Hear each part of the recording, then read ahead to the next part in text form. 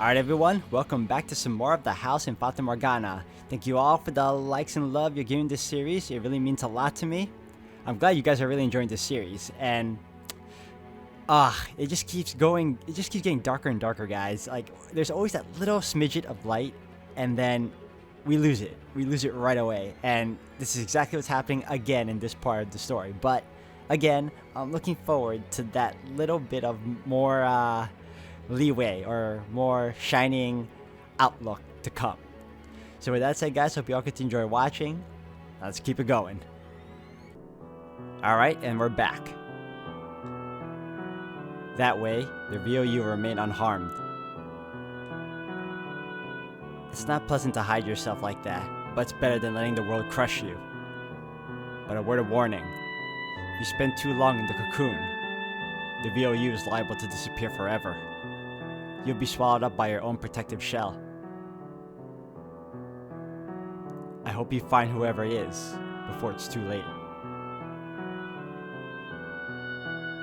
Now, I think I'll get some sleep. All this talking's worn me out.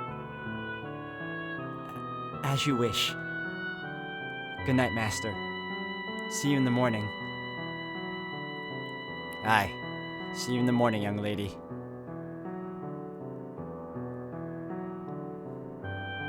The next day, Hayden was dead. I knew it. It just seemed like a proper time for him to go, after he gave you such sage advice. He had strangled himself with his left hand. Okay, that's not what I was expecting. Why is it always such a twist? I should have been more attentive. I should have recognized how much pain he was in. How much it crushed him to have been betrayed by his own family. I should have realized how he truly felt. How fragile he really was.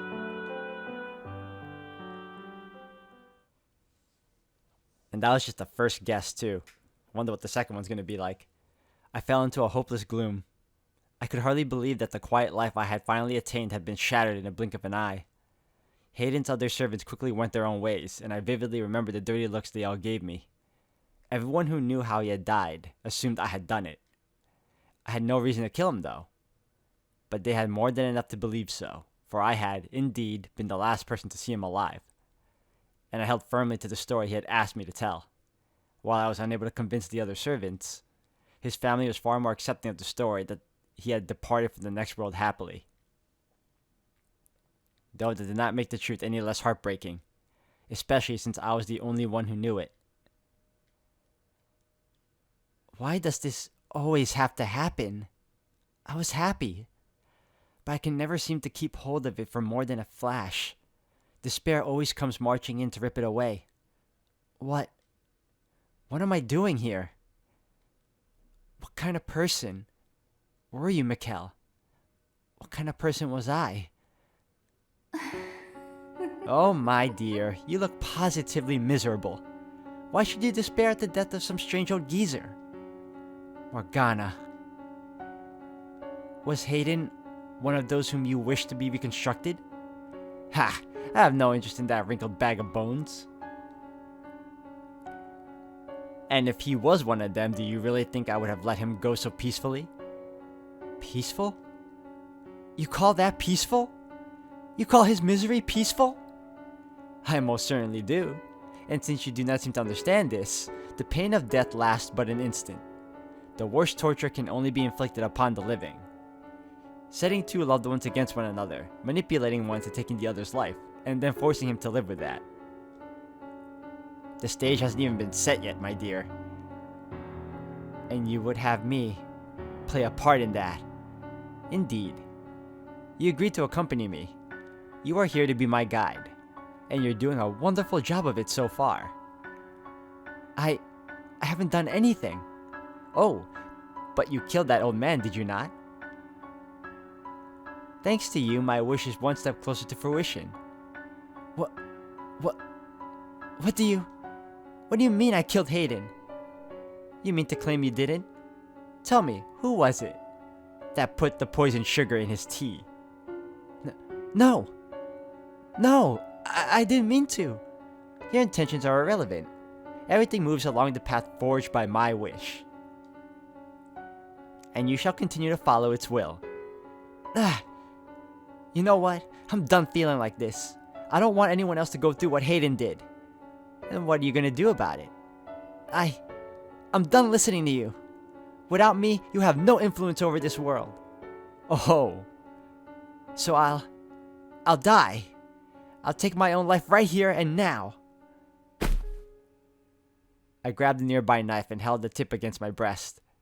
My hands were shaking, my heart pounding, my whole body was racked with terror, but I could have sworn I heard Morgana gasp.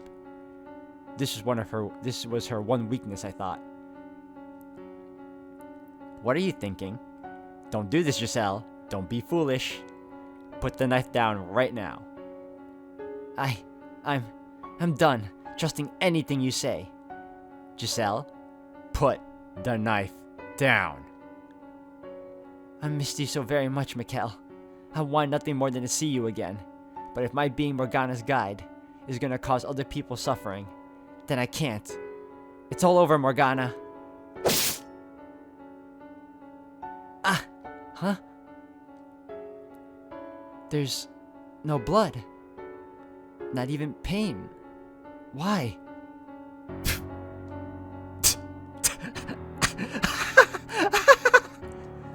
Absolutely brilliant.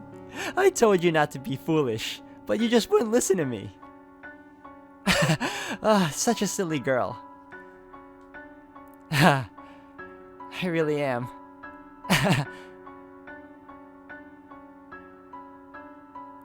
I couldn't even die if I wanted to. Learning that absolutely crushed me. My backup plan, the one escape route I had thought available to me, had been ripped away. My spirit crumbled and I felt myself sinking into a vast darkness. I began losing my grip on myself, which is when I recalled Hayden's advice. Build a cocoon. It was the only option I had left, my final chance of protecting myself. Oh, by the way guys, excuse the dog outside my apartment again. He's pretty loud. Even with my window shut, he can still penetrate, man. That is some loud sounds. That's a lot of barking. Although, ultimately, I was unsuccessful in that endeavor, as you know. But by that point, my mind and spirit had all but been lost. Eroded away by the years of solitude, the witch's whispers, the brief glimmer of happiness, and the eternal boundless darkness it had left me in. It was in that moment that all light drained from my eyes. And it was in that moment that the maid was born. Oh, that's why she is the way she is now.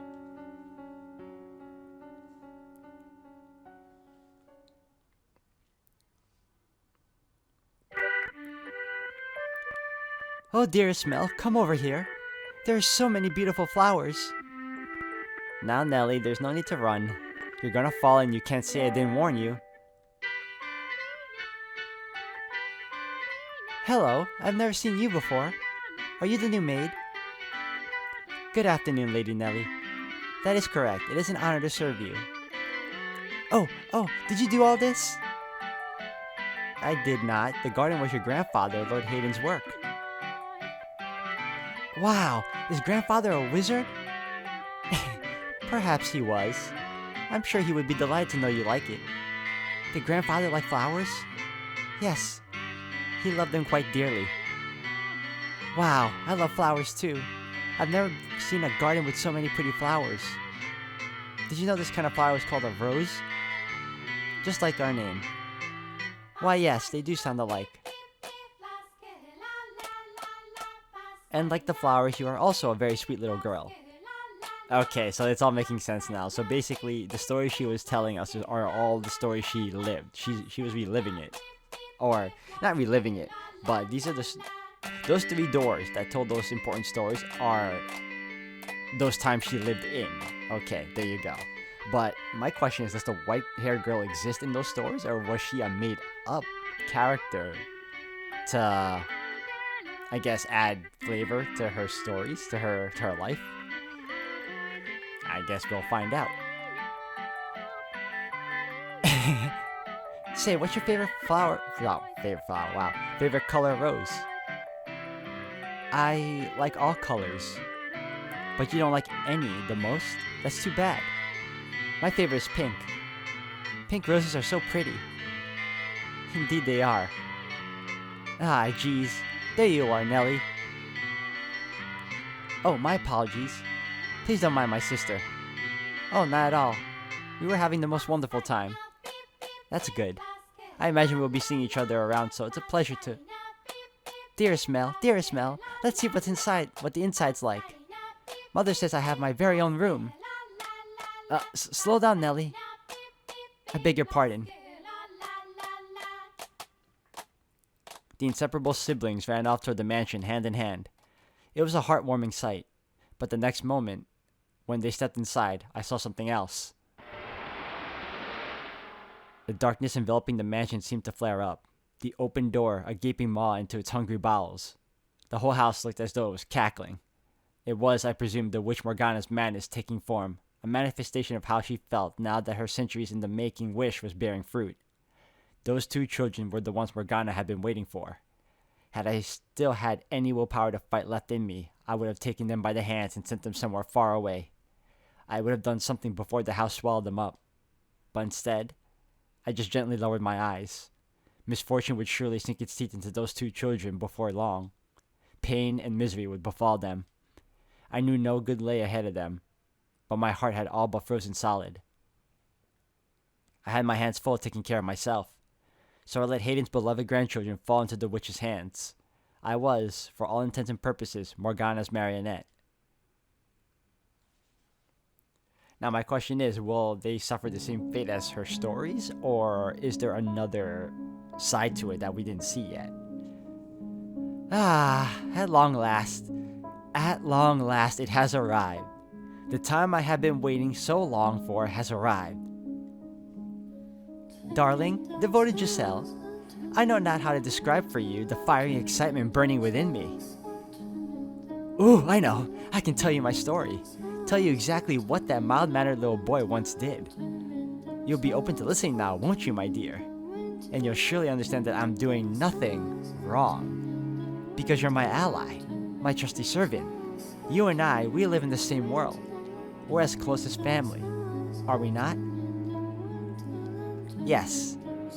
As you say. So, let's curse them. All of them. Let's inflict the pain worse than physical torture on them. Let us put their souls on the rack for all eternity. Curse them. Make them suffer. Curse them. Now listen carefully, Giselle. This is a tale of wicked men and my curse upon them. Wait, are we getting a story in another story? Or we're really getting into that storyception levels here, huh? The witch spat her curses for some time. The bile overflowing from her words, the pure unadulterated hatred brimming within, consumed me more than the horrifying things they described. She was brutally honest, each word a carefully sharpened blade of animosity. How much bitterness did you have to carry inside you to become like her? How long did you have to feel nothing but hatred to become like her? I felt like if I let my guard down, I would be consumed by her enmity. It would become mine, and I would grow to despise them myself. All the while, I kept my mind on one single thing. That is, what was left of my mind, locked away inside a shell of my own creation. It was that solitary truth that allowed me to hold on to my human emotions, to continue believing. I'm always waiting. My love will never fade. When I was still my old self, I called them master and would do anything for them. Akel, that was their name. They were beautiful. They had pearly white hair and ruby eyes. They are going to come for me. All her memories are being shattered, man. She's forgetting. That's why it's all blackened. That's just heart-wrenching, man. Look at this. Oh, no faces. That black void.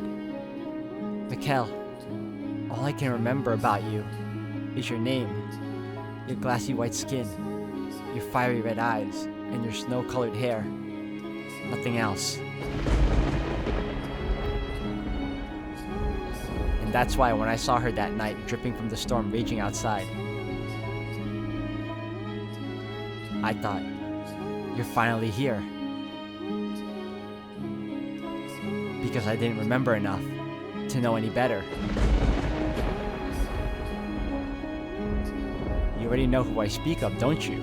The person who called upon Rose Manor that fated stormy night. The girl with almost translucently pale skin. chillingly white hair and eyes like jewels. Ah, what a beautiful girl. Her hair, her eyes, her porcelain skin, it all matches the person in my memories. She must be the one I've been waiting for. If she is... Is something the matter? No, I just thought I felt someone watching us. It's only your imagination, I'm sure. If not your imagination, then perhaps some unseen force was watching you. Unseen force? Are you familiar with how people refer to this mansion? Rose Manor. Yes, indeed. It is called Rose Manor because you can smell the sweet fragrance of the rose garden even at a great distance. But that is not what I meant. It is said that a witch resides within the house. A witch? I have not heard any such stories. You probably wouldn't have. It was a very, very long time ago. Nothing you need to concern yourself with. You have a peculiar presence about you. Should I consider that a compliment? Peculiar presence, she says. Does she sense something in me as I do her? This has to be her then. Her name. I need to ask her name. It's getting late. You should get some rest. A room has already been set aside for you. But first, may I ask you one thing? Yes? I do not believe you have given me your name yet. My name? My name is Michelle. So... Is this... So, reincarnation then? So Mikkel was reincarnated as Michelle? So he was the white-haired girl 3 times in a row?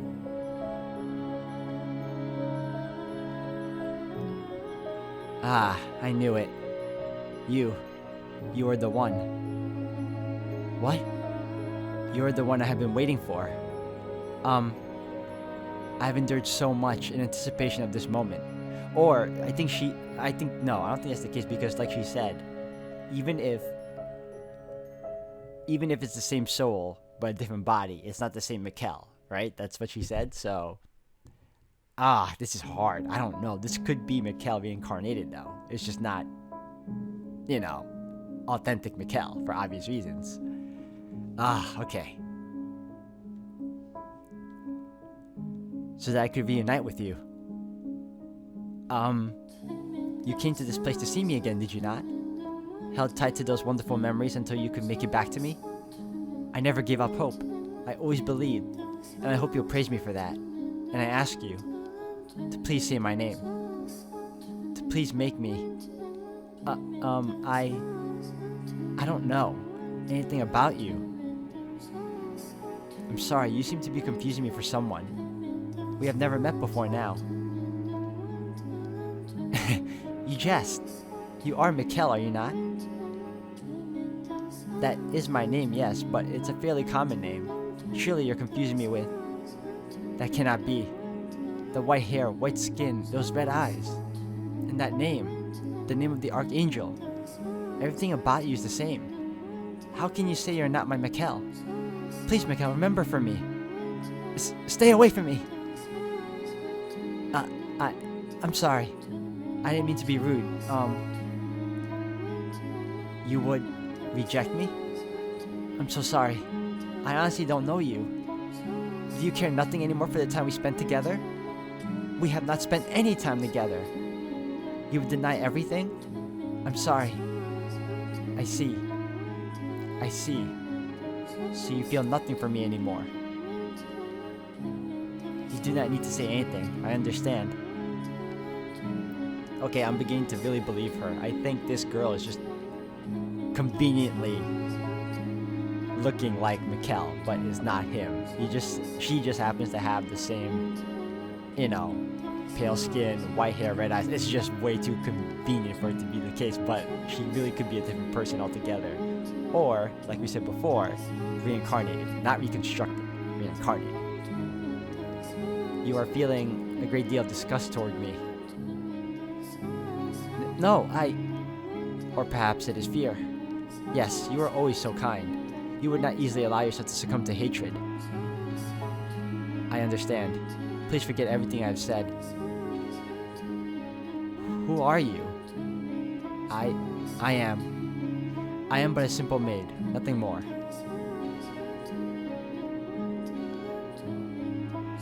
Laughable, isn't it? I no longer recognize Mikkel as anything more than a concept. Man or woman, elderly or infant, as long as they had white hair, red eyes, and the right name, they were you. I needed anything I could get. I was so desperate that thought never even crossed my mind that she was not you. See? That's what I probably figured. It was either or. It could have been he was, or he wasn't. Why do you think seeing me like this, that I'm helpless and hopeless?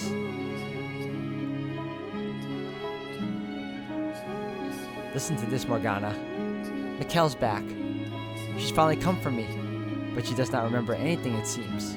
Not me, not our past, nothing. She saw me and was afraid, in fact. Are you listening, Morgana? Ah, darling, devoted Giselle. You poor, pitiful soul. That must have been quite harrowing. But don't worry, you still have me. Besides, this might not be your only chance. As long as you continue on, Mikkel could appear before you again. Do you think she'll remember me next time? I can't say. That's up to Mikkel. You do have another option, though. Forget Mikkel yourself and seek out a new master. Someone who can be yours. Someone dedicated and faithful who needs you. Someone worthy of this mansion. Someone who needs me? That's right. Mikkel didn't need you after all. It's alright, don't worry. You have plenty of time. Wow, this witch is really twisting her around, man. Messing her up. It was a bad idea to leave her to...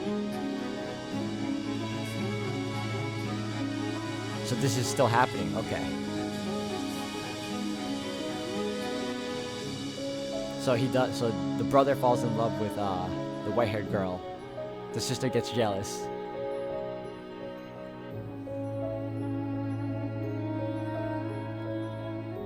I always wanted to know the endings to this story, though. We didn't really get much closure from it. Like, she was bald, and she ran away from Mel in the rain that one night.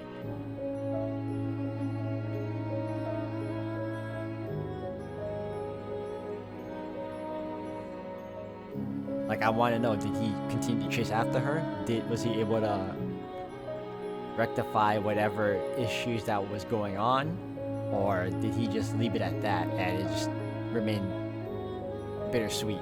Not even bittersweet, just tragic.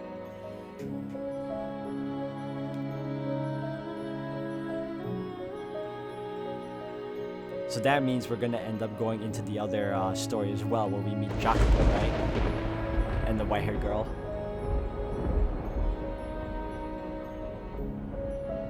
Oh no, not Jacopo. No, we're gonna go into Yukimasa for the second one. Jacopo is the third story. Alright, this is the part where we left off. Does it continue?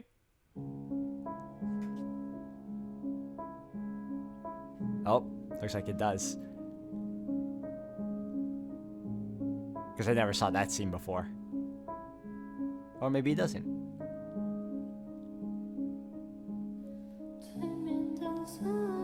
It's raining again today. I kind of wonder what happened to him after he fled from the mansion. Although, I suppose it doesn't much matter to me. The witch is surely watching him.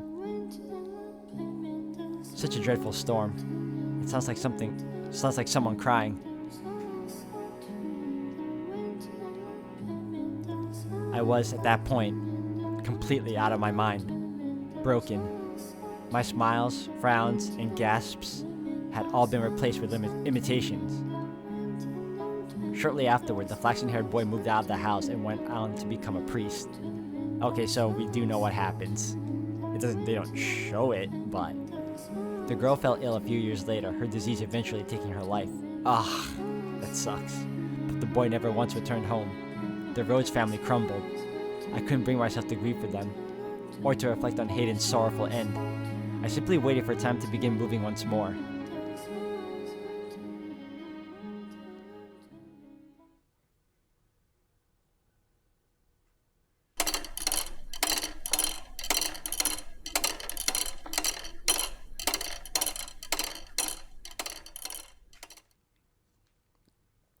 Little remains to be said about my broken self. But as I stated before we began, this is the maid's tale. So I would like to take this opportunity to elaborate on events I was unable to show you before. That is, if you can bear listening to such a dismal, miserable story. Well, I went through 3 to 4 of those stories already, so I'm in it for the long haul. Let's go. I already told you of my meeting with the beast, so I will begin the second tale from here. After Bestia slaughtered the merchant who showed up at the mansion, his mad laughter echoing through the halls.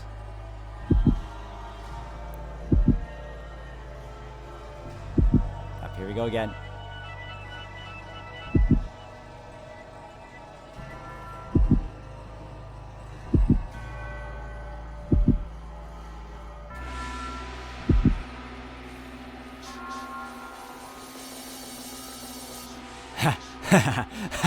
Hey, did you hear that?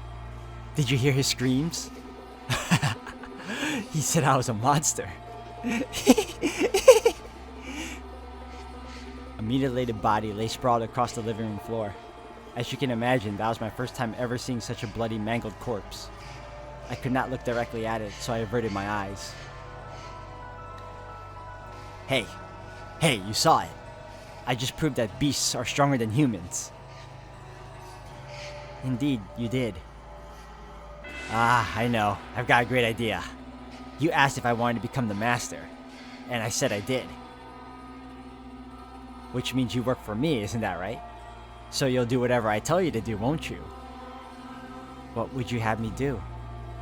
Chop up his arms and legs and make stew out of him. Whoa. Whoa. And don't you hesitate, or you'll end up like him. Yes, master. He's trying to assert his total dominance over me. That's not a proper behavior for the master, although I am the one who offered him the role. Do it. He's an utterly mad beast. But am I really all that different? There's blood all over my hands. It sounds like someone's laughing. Is it him? Or is it her? No matter what happens, it won't affect me. The cocoon is not the real me.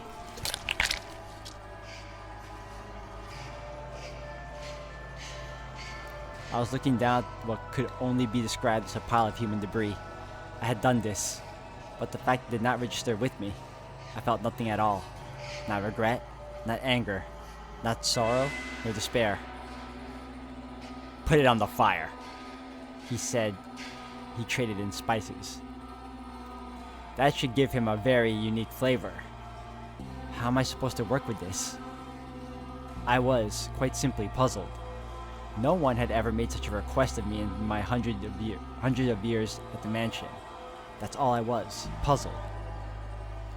But he interpreted it as hesitation or fear, so he grabbed me by the shoulder, knocked me to the floor, and skewered me with the curious blade of his. Whoa. For the first few moments, he wore that deranged grin of his, but as the seconds passed, it slowly transformed into shock. Not a drop of blood spilled from my breast. And the instant he realized it, I saw revulsion in his eyes. Him, of all people, a man who cackled as he slaughtered others, was disgusted by a mere maid. It was absurd. So much so I almost wanted to cry. You. Is that all, master? Are you not going to dismember me? You could try stabbing my face, or my neck, or my stomach, or any other part of me. Perhaps then I might die. Oh, now don't look at me like that. Don't look at me like I'm some exotic creature.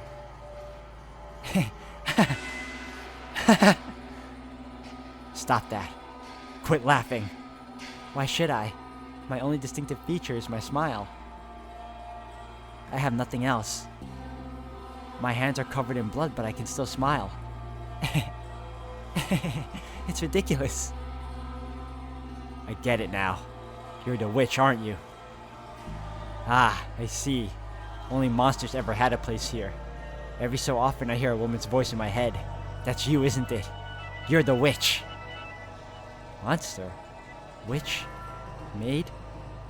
What am I? Who is Giselle? Mikkel said she was spirited, true to herself, that she often laughed and cried and shouted.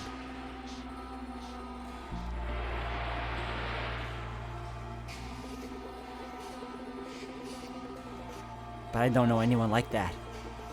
I'm just a maid, nothing more than a servant. The woman's voice he had said he'd heard was probably the real witch's, but I had no interest in that. I almost would have preferred not having to think about anything at all. Nothing would cause me to waver if my head was empty. Alright guys, I'm gonna end the video here for today. Thank you all for watching. We are learning about the stories we were exposed to in the beginning of the game, and we're gonna, I guess, relive through them, but with more of the truth sprinkled in now, because we're now seeing what was really going on behind the closed doors of each of these 3 tales. So I'm assuming it's gonna be all those 3 tales, by the way, because we're already on the second part. So if anything else, guys, we're gonna continue onwards in the next one. Thank you all for watching.